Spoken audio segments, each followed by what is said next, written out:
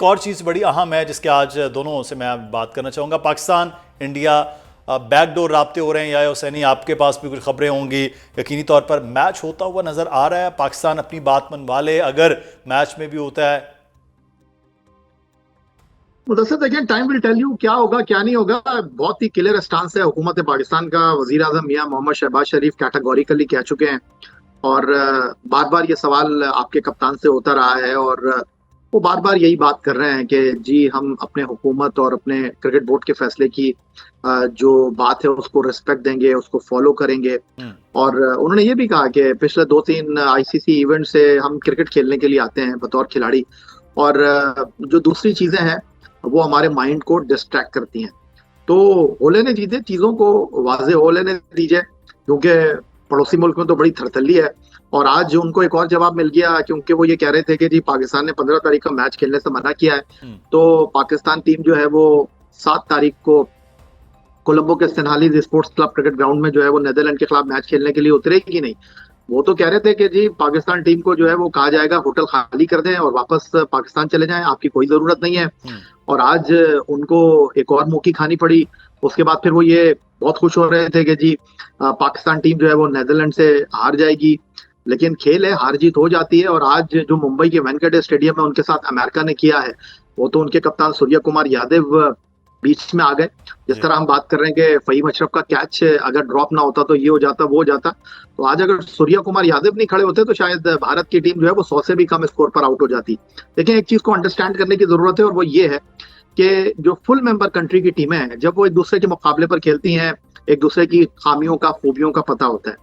But ये जो ICC की एसोसिएट मेंबर मुल्कों की टीमें होती है ना, यही दिक्कत का सबब बनती हैं, वक्ता डालती हैं। 2007 में आज हम आज आयरलैंड दोनों से हार गए थे। आज दोनों मैचेस में ये चीज़ जो है वो देखने में भी, या आप बात ठीक कर रहे हैं कि वो नज़र भी आई है। पाकिस्तान का मैच भी और इंडिया के मैच पे सलमान भट्ट साहब, पाकिस्तान ने अपनी फाइनेंशियल इक्विटी जो है वो भी दिखाई, ब्रांड इक्विटी भी साबित कर दी कि 62% जो पूरे वर्ल्ड कप का रेवेन्यू वो पाकिस्तान और इंडिया के मैच का है। अब अगर मैच की जो बैकडोर की बातें हो रही हैं कि राब्ते भी हो रहे हैं, पाकिस्तान क्या क्या मनवा सकता है इंडिया के साथ? टेस्ट सीरीज पाकिस्तान को सिर्फ $34 मिलियन जो है वो मिलता है, इंडिया को $231 मिलियन जो है वो आईसीसी का रेवेन्यू मिलता है। ये चीज़ें करके पाकिस्तान कुछ हासिल कर सकता है अगर मैच खेलने की जानिब जाते हैं तो?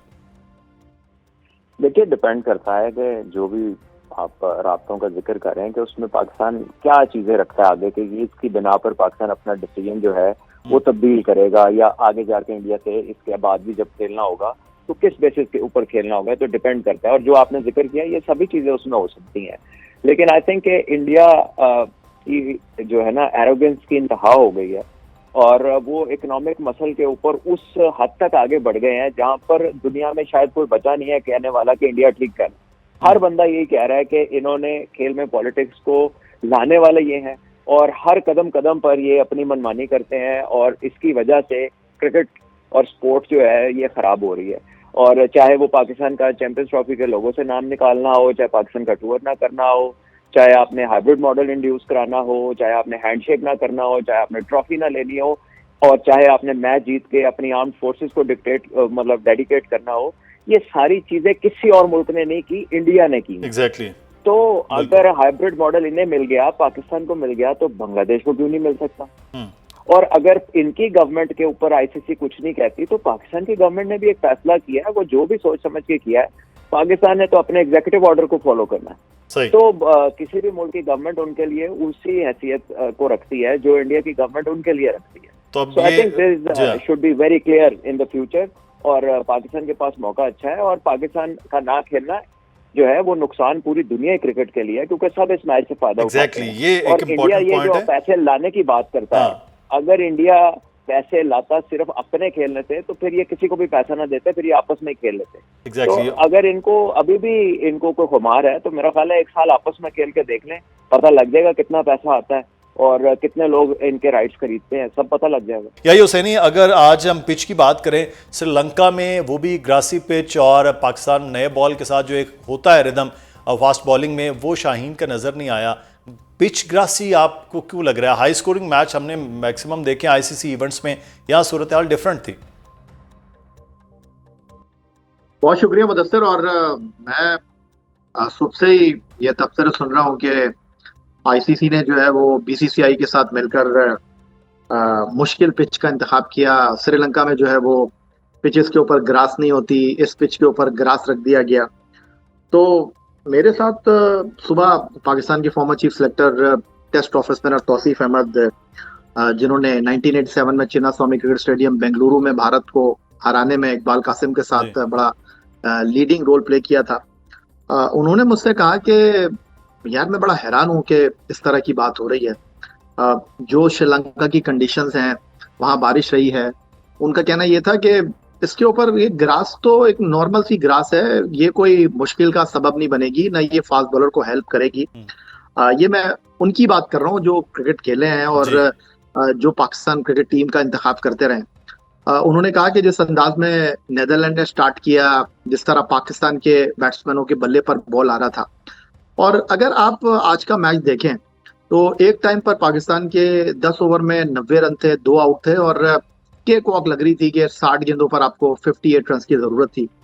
लेकिन हैरानकुन तौर पर आपके साइम अयूब, साहबजादा फरहान, बाबर आजम, उस्मान, शादाब, मोहम्मद नवाज, कोई एक नाम तो नहीं है ना, ये मैंने 6 नाम आपको गिनवा दिए। इनका अगर आप शॉट सिलेक्शन देखें तो आपको पता चल जाएगा कि पिच से तो कोई भी नहीं आउट हुआ, सब अपने गलत शॉट सिलेक्शन की वजह से आउट हुए। तो अब अगर आप अपने साथ नाइंसाफी करेंगे, अपने साथ ज्यादती करेंगे, और अगर आप इस टीम की बात करते हैं तो ये टीम इस वर्ल्ड कप में सिर्फ 4 मुस्तनद बैट्समैनों के साथ पार्टिसिपेट कर रही है। बाकी और अगर आप इस तरह की क्रिकेट खेलेंगे तो फिर ऐसे ही दिल के जो मरीज लेकिन यहाँ एक सवाल बड़ा इंपॉर्टेंट है मुस्तनद बैट्समैन के हवाले से। सलमान भट्ट साहब, बाबर को खिलाना आज के मैच में आप समझते हैं कि वो ठीक था, फखर का ड्रॉप ठीक था, साथ ही साथ बाबर आज वो खुद कप्तान रहे हैं, बहुत बड़े ग्रेट बैट्समैन हैं, लेकिन वो आज गेम रीड नहीं कर पाए और जिस किस्म का शॉट लगाया उसके बाद के बड़ा आसान था, और जिस पेस पे बाबर खेलते हैं उसमें तो मैच था कि वो इजीली वो जीत लेते। देखिए, अनफॉर्चुनेटली बाबर आजम की जो कैपेसिटी है टू मेक अ डिसीजन या फिर कोई अपने बारे में भी फैसला करने की, वो कोई इतनी इंप्रेसिव नहीं लगती। देखिए, चैंपियंस ट्रॉफी से पहले अचानक वो ओपनर बन गए या टीम मैनेजमेंट के कहने पे ओपन चले गए। Let's put it anyway out of those both, ये ठीक नहीं है। अब वो टूर्नामेंट से एक सीरीज पहले जो है वो नंबर 3 से नंबर 4 पे आए क्योंकि कप्तान अच्छा खेल कर कप्तान ने कहा कि मैं खेलूंगा। So when you are floating like him कि ना आप ऊपर हैं अपनी जगह पे, ना वन डाउन है, फिर 4 पे आप आते हैं तो वो आपकी गेम के साथ कोइंसाइड नहीं करता। कोच ये कहता है कि आप मैच फिनिश करने का आपका जॉब है, बाकी टीम आपके इर्द गिर्द खेलेगी, तो फिर आप इर्द गिर्द खेलने दें टीम को। फिर आज आपने हिट मार के खुद छक्का मारने की कोशिश की, जबकि आपके सामने शादाब थे, उसके बाद नवाज थे, उसके बाद फहीम थे। तो आपका काम नहीं था वहां पर इस तरह की शॉट खेलना, क्योंकि इसी जॉब के लिए बताया गया है प्रेस कॉन्फ्रेंसेज में कि आपको लिया जा रहा है। तो आई गेस के जैसे आपने कहा कि वो रीड नहीं कर पाए, आप पाकिस्तान के कप्तान रहे हैं 4 साल,